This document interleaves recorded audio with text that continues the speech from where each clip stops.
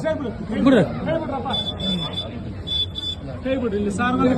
Rangaswamy sir శ్రీరంగనే రావాల్సిందిగా ఘోషణ. ఈ కులం ప్రభుత్వానికి వెళ్తున్నాం.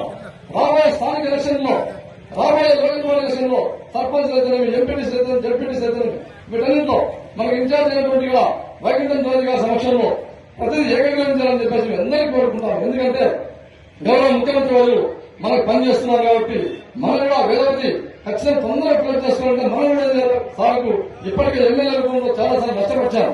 పార్టీకి 140 సీట్లు రాష్ట్రంలో వస్తే కూడా మన ఆలోచన మిస్ అయిపోయింది. కారణం రాబోయే లోకసభ ఎలక్షన్ లో సార్కు గిఫ్ట్ గా మన సర్పంచ్ అయితేనే, ఎంపీటీ అయితేనే, ఎంపీపీ అయితేనే అన్ని మాక్సిమం కర్నూలు పార్లమెంట్ ఉన్నటువంటి 7 అసెంబ్లీలో ఎక్కడ కాని విధంగా అత్యధిక మెజార్టీ ఇస్తే సార్ ఒకసారి పునరాలోచన చేస్తారన్నమాట.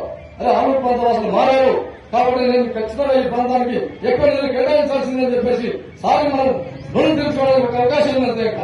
కాబట్టి రాబోయే ఎలక్షన్ లో వర్గ విభజన లేకుండా ఏదైనా ప్రెసిడెంట్ వర్గం, ఎంపీ వర్గం అని చెప్పేసి ఇన్ఛార్జ్ వర్గం దయచేసి పొరపాటునటువంటి వర్గ విభజన దయచేసి పార్టీ ముఖ్యం, పార్టీ శ్రేయస్సుగా ఉండండి దయచేసి.